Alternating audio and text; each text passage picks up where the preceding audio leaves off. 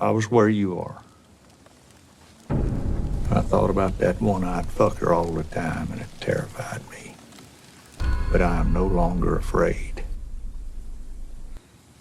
On 11/2, the Soviet Union was on the verge of annihilating us, and we were more than prepared to return the favor. Then that enormous tentacled abomination teleported into New York. If it hadn't arrived when it did, we would all be ash. It united us against a common threat. Does it ever end? Of course it does.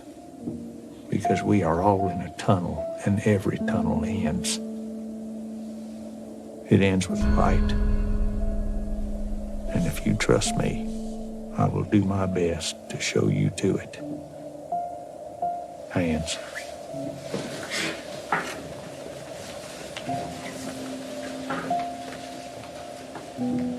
We know there are other dimensions than this one, but this is the dimension where we live, and we will not live in fear.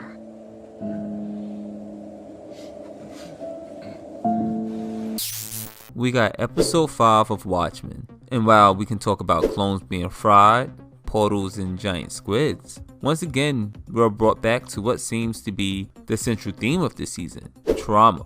But here we're given another layer. In the Watchmen universe, it seems mass is less about heroics and symbols, and is often used as a literal translation of the mask we wear ourselves. We all have certain shields to protect ourselves. The question is, what are we protecting ourselves from? And often enough, that fear is what shapes the shield. So where Bruce Wayne becomes Batman, here Wade becomes Looking Glass. So what is Wade afraid of? Well, 30 years ago, there was a interdimensional squid attack on New York that killed people and did psychic damage to a bunch of other people.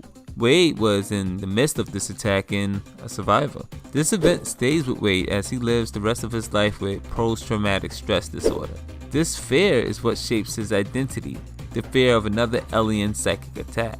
We see how he performed drills just in case of another attack. We see how this fear drove his wife from him. We see how the only time he's at ease is when he has his mask on. As is explained, this mask is made of a material said to protect someone from a psychic blast. He even goes to group meetings in an effort to overcome his trauma. The point being made is less about fear and how we become who we are. We're all the total sum of our experiences and how we choose to accept and react to those experiences, both good and bad. We encounter situations, but fear sinks in deeper. Sometimes the feeling sinks so deep it becomes a part of a person. In the episode, one man claims that fear can be so powerful that it can be passed on to future generations. Such is the kind of fear Wade feels. Ever since young, even before the attack, Wade was interested in truth. As an adult, he can look at someone and tell if they are telling a lie or telling the truth. However, despite his obsession with truth, it seems he's living a lie under a false fear. Or is he? We know, and later he learns that the whole squid attack in Manhattan was a hoax. There are no interdimensional aliens come to attack. And so this fear he's been living under should also be false, right? There is a saying, the truth should set us free. And in this episode, Wade learns the truth. The next day when he returns from work, he takes the parody system and tosses it in the garbage, only to return back to it moments later. What does this mean? It means just because the hoax created this fear doesn't mean his fear is fake.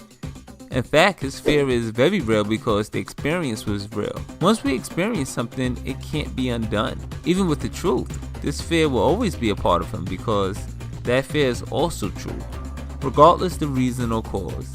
This trauma can come in the form of hate or violence, not just fear, and it shapes us. It shapes how we feel, it shapes how we think, it shapes who we are.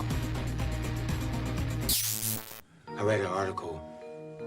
There's this thing, genetic trauma. Basically, if something really bad happens to your parents, it gets locked into their DNA. So when my mom got hit by the blast, even though I wasn't born until 10 years after 11/2, it's like I inherited her pain.